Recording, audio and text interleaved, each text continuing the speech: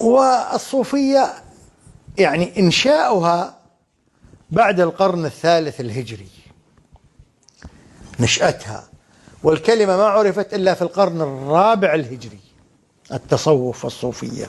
نعم، لكن تعلقوا بزهاد، اشتهروا بالزهد واشتهروا بالعبادة والذكر قبل ذلك، ونسبوهم إلى أنفسهم.